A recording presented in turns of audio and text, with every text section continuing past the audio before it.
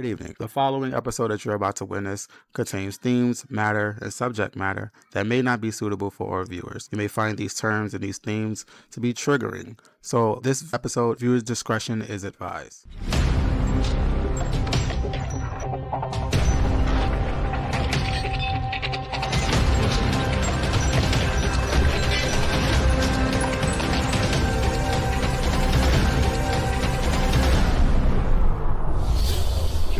At high volume.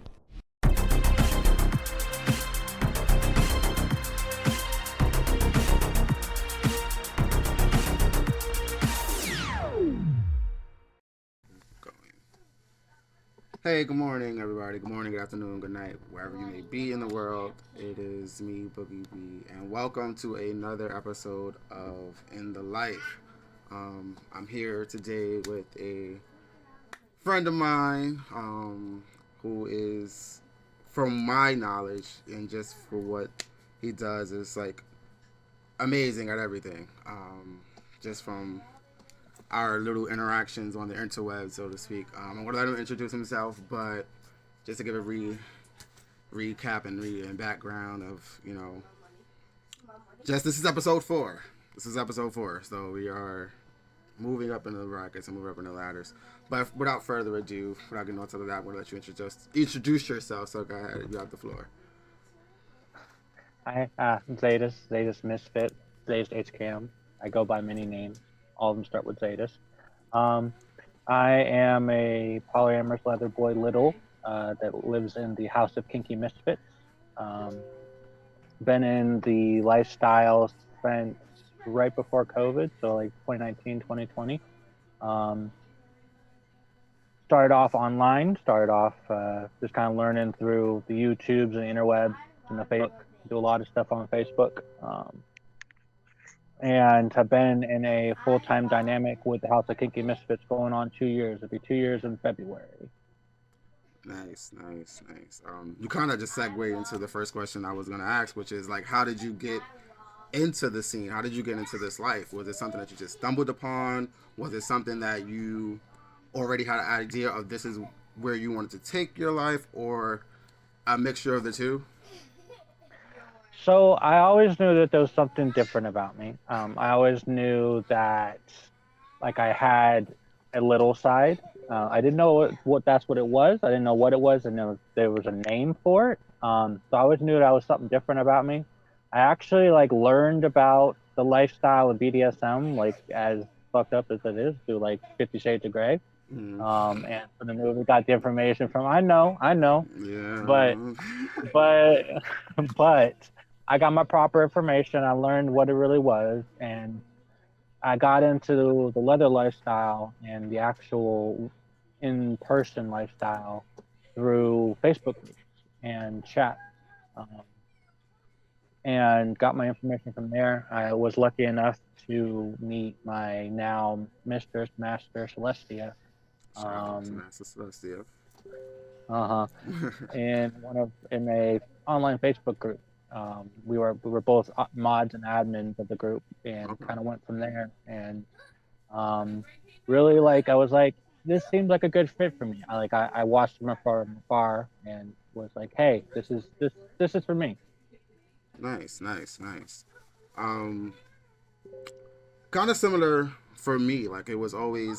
It wasn't necessarily 50 Shades of Grey, but it was always I always knew that there was something different about me, that I thought differently than other people. And so learning about Inspect, coming in from being a little myself, it was always that, okay, is this weird? Am I weird? Is this normal? And having so many thoughts going through my brain at the time, and just trying to find some sort of information, whether it be online or whether it be helping you find somebody who was into that. It's the same way. It was a struggle. It was definitely a struggle. So your little side, do you have a little age? Do you have an age that you regress to? And is it so I'm not really a specific age. I just get younger and get kind of smaller. I know I'm not like an ABDL. I'm not really. I don't do the diapers and kind of stuff like that. So I'm not that young. Okay. But I get to the point where I like my story time. I sometimes use pasties. Love wearing onesies. I sleep with a stuffy every night. So I mean, toddler to like early adult adolescent kind of age, kind of depending where I'm at headspace wise. Okay, okay, and that's important too because, like, especially when talking about age play and littles and middles and stuff, like, there's always like, oh, so that means you do this or that means you do that, and like every Mm-hmm. little is different, So there's some littles who don't wear, there's some littles who do, there's some littles who are like a mixture of the two, like some that are 24/7. So it's everybody is different in their own headspace and such. So I think that was a great point that you point out. Like, even though you are a little, you're not necessarily ABDL, which is a subsection of age play. And Right. it's a whole nother topic that I hope to like basically like discuss and break that down to the people who are unaware of that. Mm-hmm. So coming into this little age and like figuring out and like this is what you wanted to do now, is your little self, is it strictly a headspace thing, or does like dynamic and like kind of like certain things merge with that, or is it just purely to escape life or just like a headspace for you? It's more of a headspace thing for me. I don't really have like a quote unquote kind of caregiver dynamic. I'm still in a kind of a DS kind of. I mean, obviously, CGL is Mm-hmm. is a subsection of DS, but uh, we don't do the whole mommy little kind of thing or the daddy little kind of thing. It's more just something that like I regress to that I had time with. Um, and like I said, I sleep with this stuffy every night. I have a pasty whenever I need it. I love wearing my onesies. So it's kind of like I'm in this mode. It's not so much this is what we've negotiated for kind of thing. Obviously it's not like unconsensual, but Right. it's not like, hey, this we haven't put it into the contract that we have that this is how it's gonna go. It's more so just part of me. Right. I like that. I like the fact that, it wasn't something that was just ignored completely because you're in a DS dynamic and that part doesn't, necessarily play a part, but like it's acknowledged and like this is Mm-hmm. also a part of you. A lot of times in like, most dynamics and most relationships, a lot of times people feel like they have to separate the two, or they have to separate different parts of themselves depending on who they're with. And there's always that, well, just negotiate that, just have a conversation and break that down instead of being scared, because what it may seem as if you're in this dynamic or you're in this relationship and it's great, it's wonderful, but at the same time it's a detriment to yourself because you're not being able to express yourself completely and openly. And so that's how problems arise. So again, it's just better to talk it out, to negotiate, and to come to a common ground, especially when it comes to things like having different kinks and different fetishes within the same person. Very, very, very important for anybody to do, I think. um I'm trying to think, 'cause I had a whole list of stuff I wanted to talk to you about, Okay. and now that we're here, I'm just like, what the hell did I want to talk about again? This is why I need to keep notes. See, I'm a 3-year-old, and me and trying to keep stuff organized and trying to plan stuff out, I'm just like, I don't have the patience, so I just wing everything and hope for the best. Um, so you mentioned that you were little. You mentioned how you got into the scene.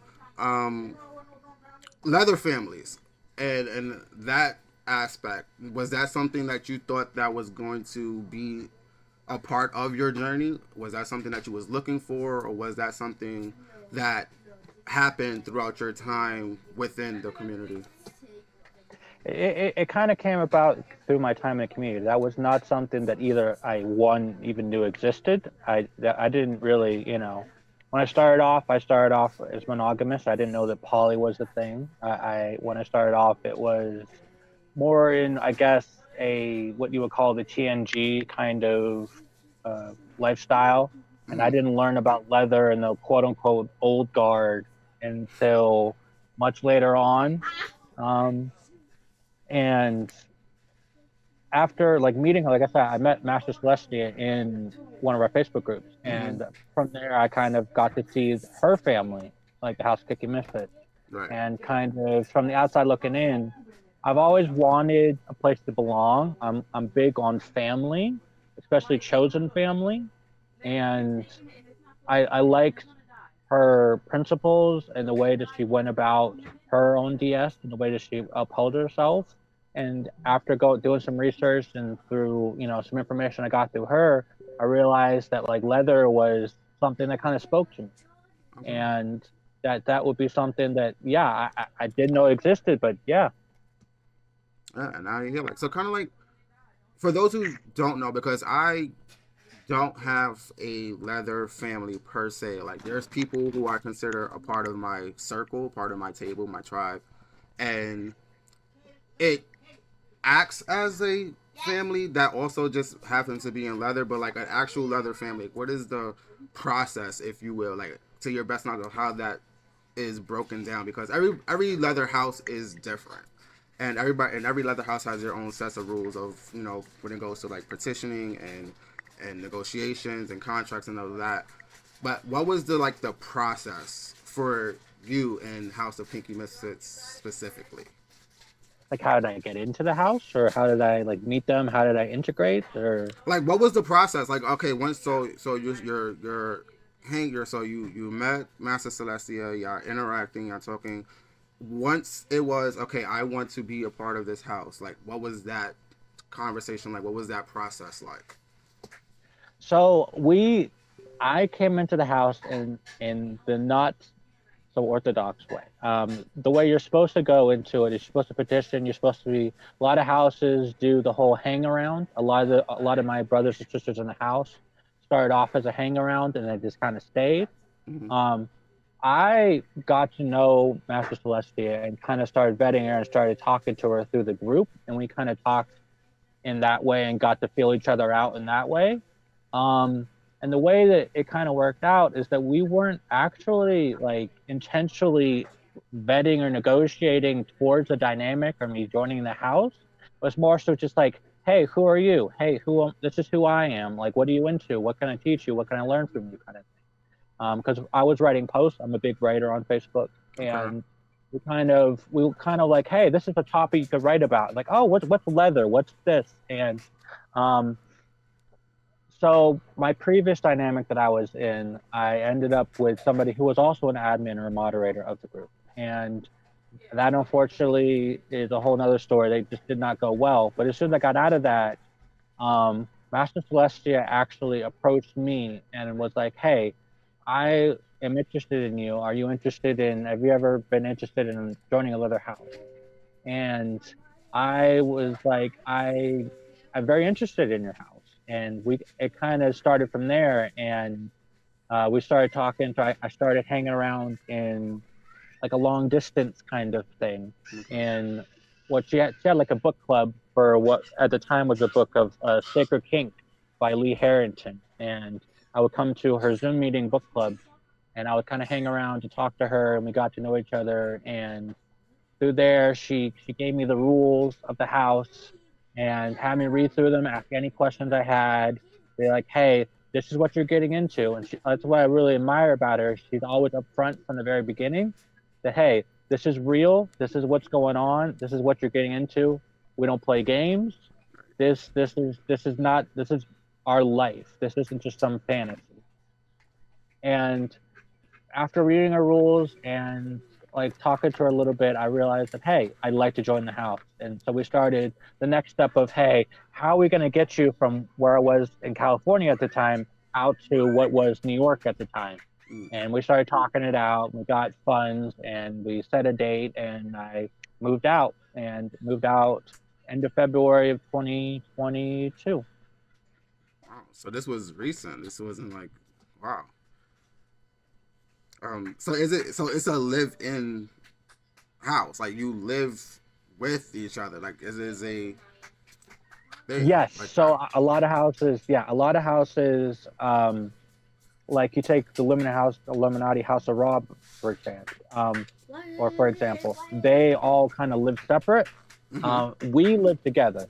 We don't have any. We have members that are part of like the leather family, Mm-hmm. but currently we don't have any members of the house that are like the S types that live outside of the house. Got you. Got So you. we all live each other under one roof. Wow. That's amazing. Like that's like a dream for me.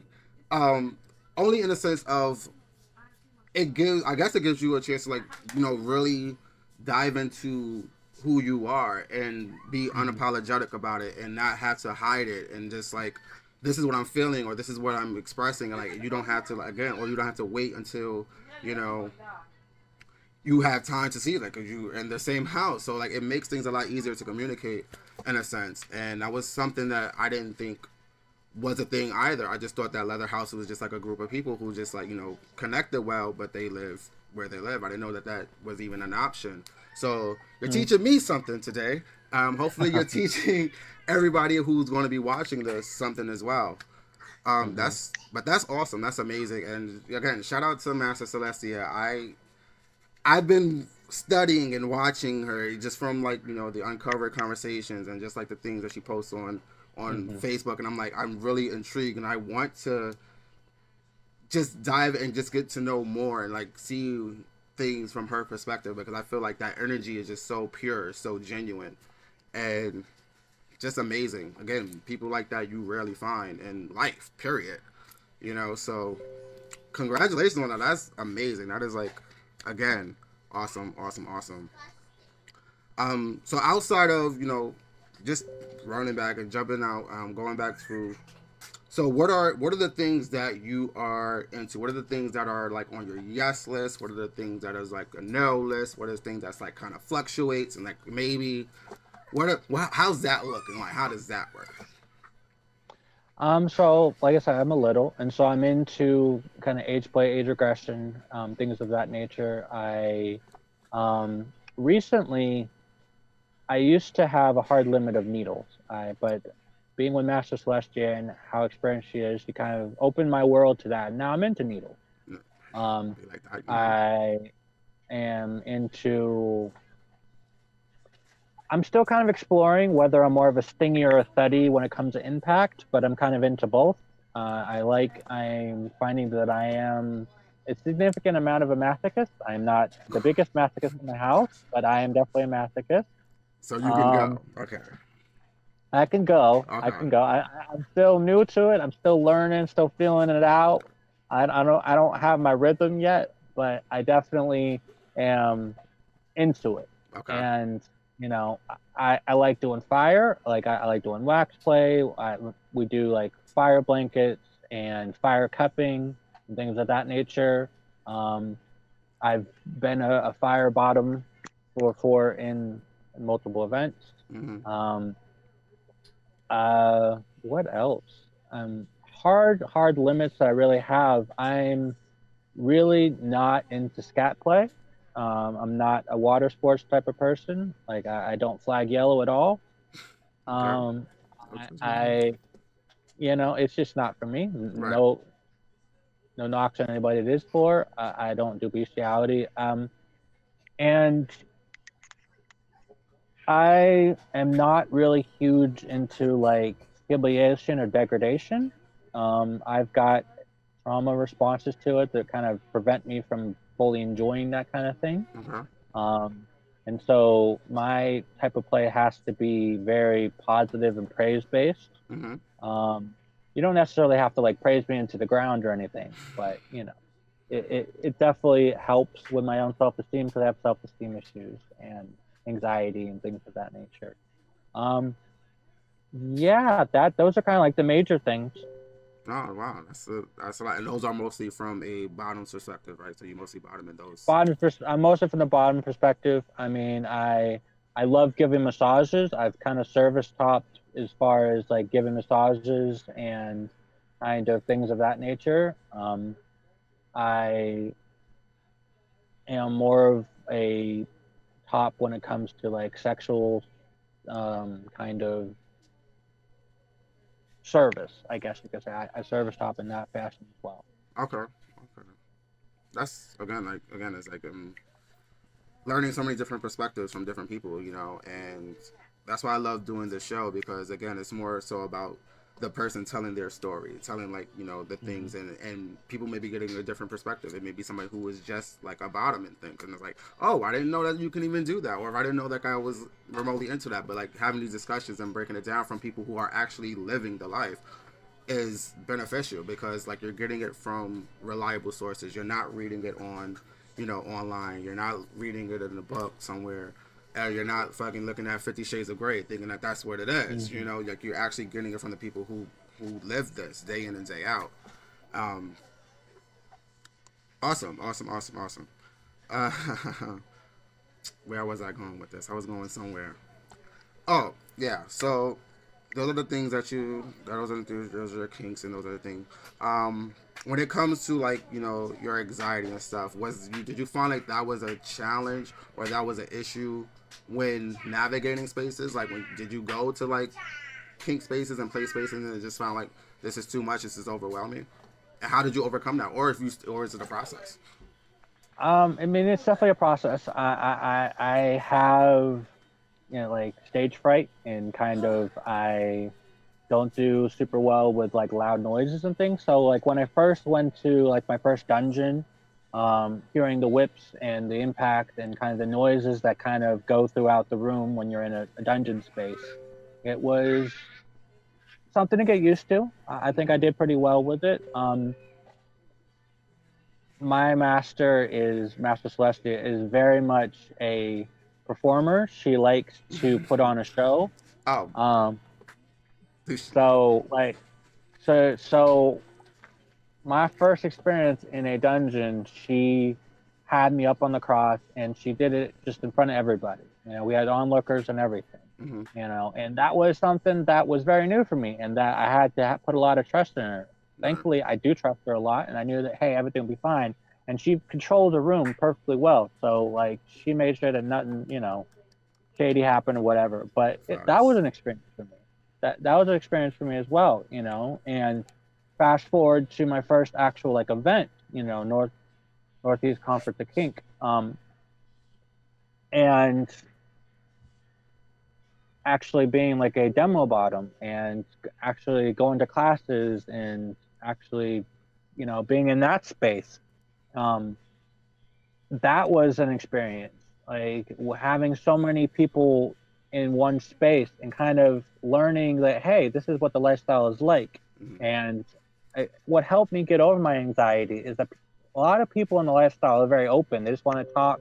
They're just into the same things you are. They're just there to have fun, you know. And they're very open. The people that are very experienced that I've found are thankfully very open to just taking you in and being like welcoming you to the lifestyle and welcoming you to, you know, the event and what you're going. You know, I've Right. met a lot of very cool people, you know, at my very first event, you know, and since then I've gone to a couple of dungeons and done a couple of parties, done a couple of presentations, and um, being part of lifestyle has helped my anxiety a lot because you learn to trust and you learn to be vulnerable with somebody and you open like the deepest, darkest parts of yourself to somebody. And once you do that, like the anxiety kind of just kind of goes away. Like it still comes up from time to time, Mm-hmm.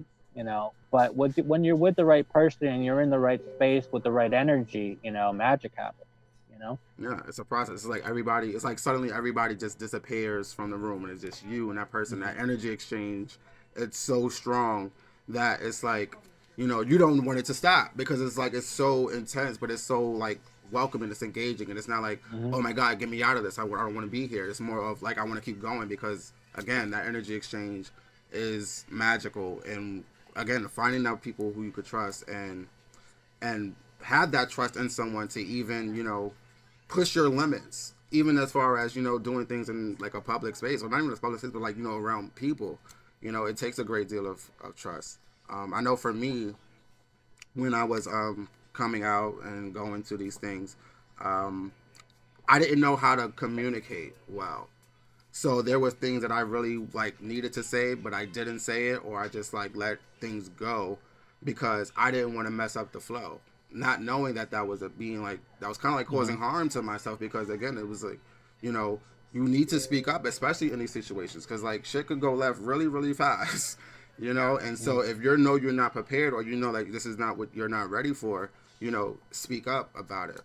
So one of the things that's helped me just like navigate spaces is just giving me that confidence to speak, to know that I have a voice, especially when I'm in the submissive mode. Because again, you want to, you're the submissive role is to serve, right? It is to serve and all that stuff, but it's not to be a doormat. You know, it's not to just agree with everything just because, and you not to say you don't have a voice. Like you actually hold the power. I don't know if y'all submissives out there are notice that, but like you hold the power. Like you can call red at any point in time and the shit stops. So always encourage people to like, you know, use their voice, but also kind of go at it with an open mind. You know what I mean? Don't be like so closed off. I know your hard limits are your hard limits, and like absolutely stick by that. But just go into an open mind and like give that opportunity to experience it. So that way you be like, hey, okay, I tried it, I like this, or I tried this, it's not for me. And again, just finding people who understands you and understands how you operate, because everybody's different. You know, you have those introverts who just like to be in the corner, just like, you know, I'm here, but like I'm here. And then you have those extroverts who are just gonna go out and be the life of the party and engage with people.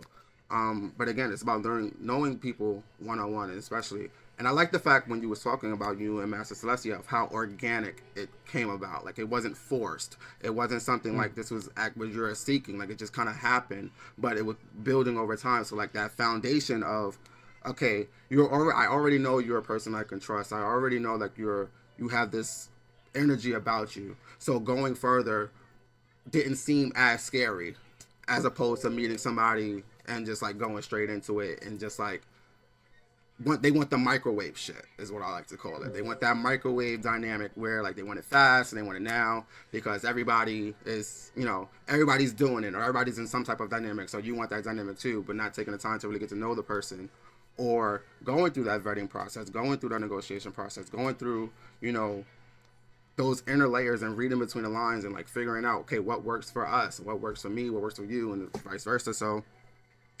it's just good to hear more people using their voice and communicating and finding people who are there for them and are truly there for them and not just there to collect people or to like have this list of, well, I have this many people and I'm this person. Like, it's sad. Like the scene is great, but also the scene is a lot of hashtag fuck shit. Shout out to Master Eli. There's a lot of fuck shit going on out here. So you got to be careful. I'm rambling, but yeah, cool. So you mentioned you mentioned that. Where are you now? Like, what does the scene? Well, how is it for you right now, presently, with things in this whole kinky world?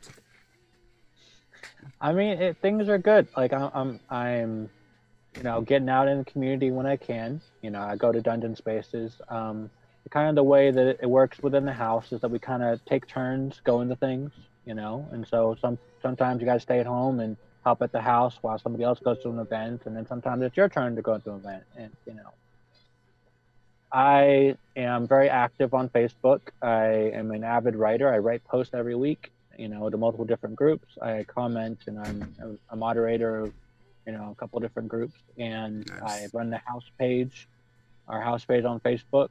And you know, things are good. You know, I'm kind of learning more about myself, you know, finding out kind of my own kinky journey still. I think it's an ongoing process. I don't think anybody is ever at the end of their journey, you know, until you pass on to the next life. You're always learning. You're always, you know, keep on moving. Absolutely. You know, and that's kind of where I'm at, you know. Cool. All right. So outside of outside of the other houses, are there any other groups that like you are affiliated with or like kind of like dabble into? So I'm also part of the Leather Boys of Color. Really now, are you? Yeah. I think you would know that. Or, who, me? You know. Yeah. No, but yeah, like, how's that going? How's that?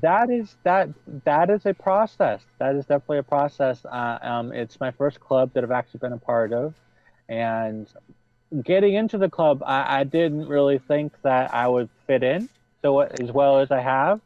Um, I'm definitely not what you would think of when you think of leather boys of color. Um, and so it's been an experience to kind of find that family and find that group of support, and finding my way there. I'm still in the process of becoming a full-time member and getting patched in and getting that all done. But being able to be part of it is valuable to me, to be some part of something bigger, to be part of something that gives back and that is like leaves a legacy and lives a lasting impression for the next generation and the next generation. That's important to me. Awesome, awesome, awesome. And I could tell you firsthand, the board is glad to have you. Just throwing that out there. Not saying that I know who's on the board or anything, but glad to have you. And again, it's again offering a different experience, a different vibe. Because at the end of the day, whether you're it for me, yes, it's called Leather Boys of Color, but I think that it's mainly its inception and its purpose is to have that type of bond between other submissives or those who operate on the S side of the slash. Because oftentimes, like you have a lot of these clubs who are they're leathermen clubs, and not to say that there aren't boys or submissives in that club, but it's like it's more it's more ratio to like the D types and stuff. And so when you have someone who is an S type or is a switch for that matter, and they are looking to like learn and grow in that role, is barely any information because some of the members they either they haven't been a submissive ever, which I don't understand, or or they have that experience, but it's so limited that it's like that part is done now. Like I'm past that part now. I want to be, the dom. I want to be the daddy. I want to be the sir, the master, and stuff like that. And it's like there's still a training process. There's still a learning process, and just because you're in that role doesn't mean that you can get different perspectives. So what I love about Leather Boys of Color specifically is not just the fact that it's about POCs and BIPOC people, but it's also just about that common knowledge of submissives and switches and coming together and advocating not only for each other but for yourselves. Getting that education and passing it on to others. Pretty soon, trust me, it's going to come a time where, these D sites are going to be petitioning us to want to be, in a dynamic. Because, like, again, once you know yourself and you know who you are, can't nobody tell you, oh, you're this, or I'm going to make you into this. I'm going to no, you're not. First of all, where's your credentials at? What is those things at? And it's really changing for the better. And like these groups like Leather Boys of Color, Leather Girls of Color, and just Leather Boys everywhere that's merging throughout the country. Like, I think that this is finally what's needed, but more so, POCs and people of color, because we're already marginalized. We're already marginalized from the door, from the get-go. Like, I've been going to events where like I can count on one hand, the people who like look like me.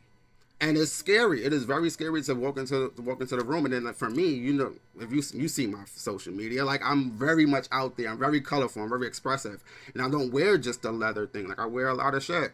So it's very intimidating at first to walk into these leather bars and these other clubs and these other events, and I'm not in traditional cow, but that doesn't mean I'm not leather. That doesn't mean like I don't live this shit. Like, I live this shit 24/7. It's just like I have a different way of expressing it. It's very colorful. It's very bright. It's very sparkly. It's in your face type vibe. And so, yeah, Leather Boys of Color, any group that's like that, big ups to them. I'm so glad that I'm a part of it. I'm so glad you're a part of it. There's going to be big things coming. Just look down the pipeline. I mean, so much in store.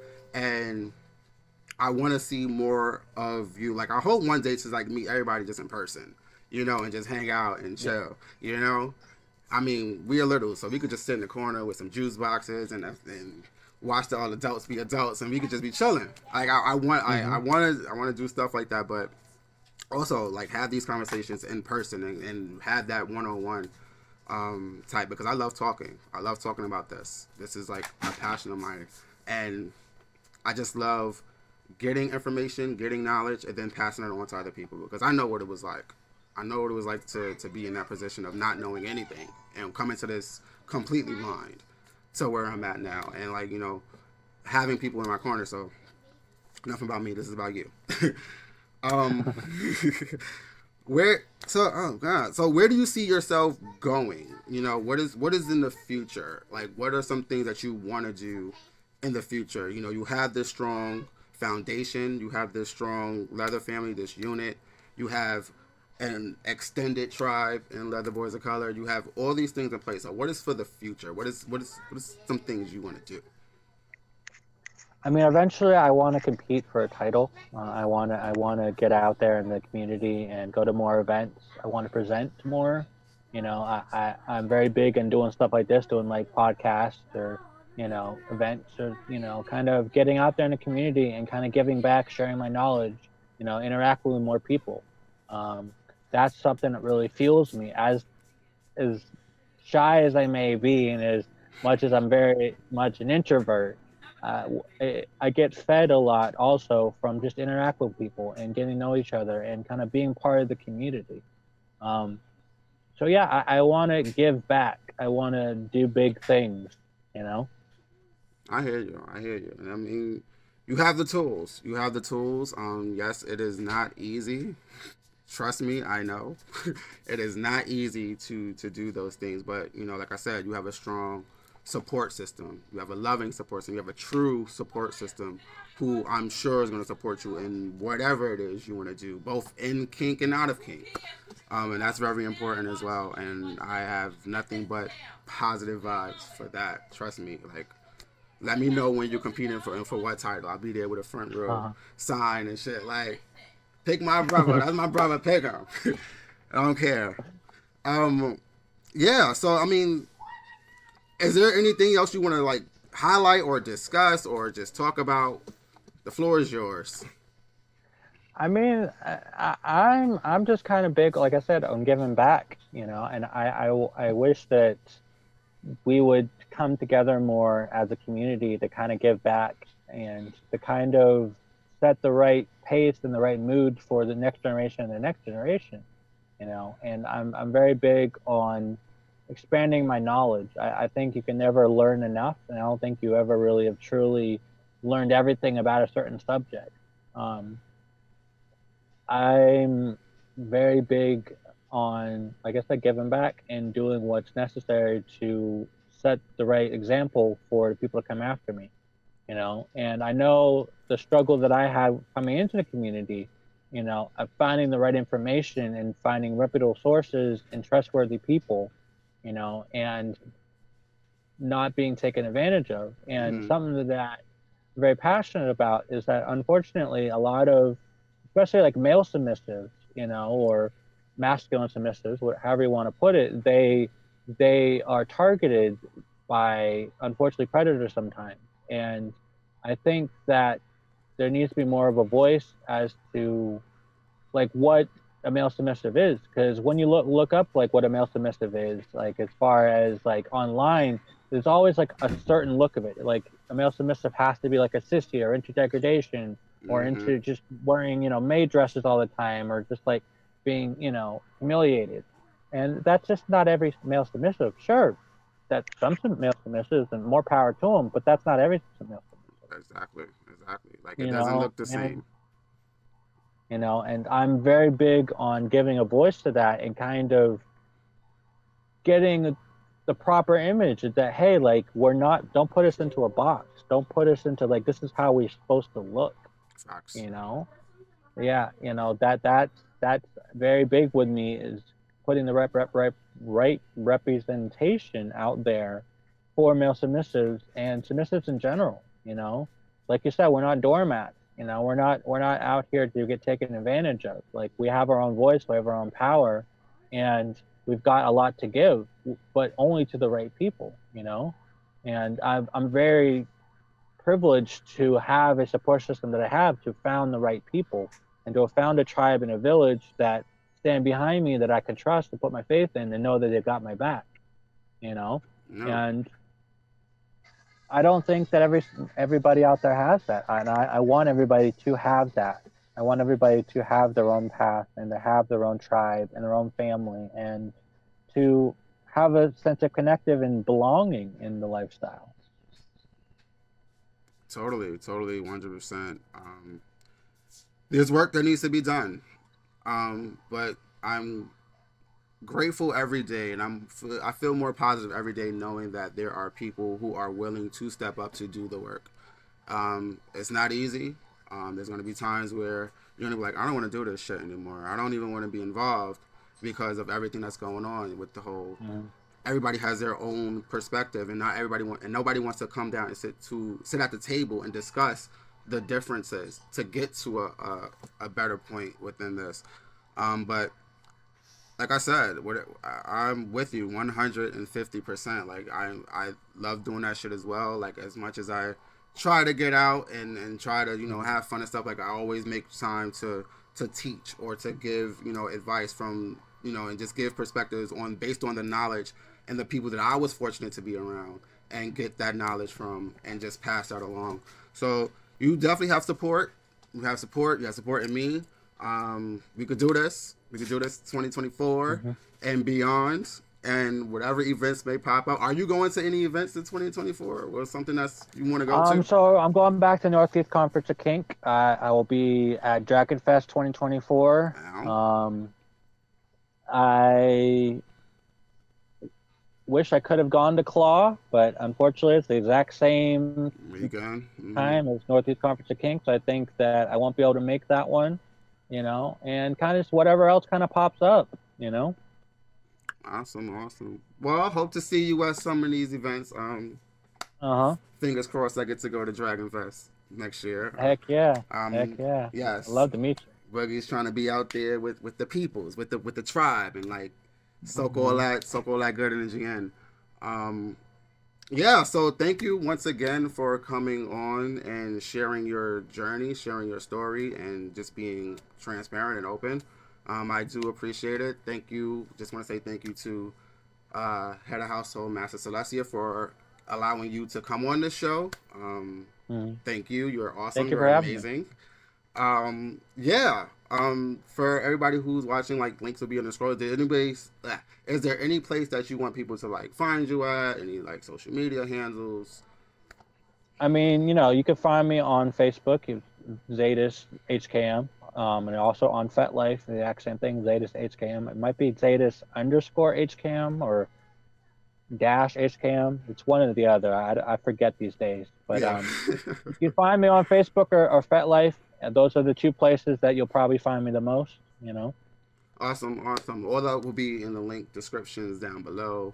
Absolutely. Hey, everybody. So that was episode number 4. We are 4 episodes deep. Shout out again to my friend, my brother, Zetas HKM. And again, from the bottom of my heart, personally, thank you to Master Celestia for allowing Zetas to come on my show and share that with me and with other people. I cannot thank you enough. You're dope. So I will see you all on the next episode of In the Life with Boogie B. We're gonna jump over to possibly another one-on-one live type vibe. But if not, hey, this shit works too, So be tuned, keep it locked, stay tuned, get your notifications set up. Well, you got to do all that shit because the next episode is going to be just as much as fun as this one. And so I will see y'all all on the flip side.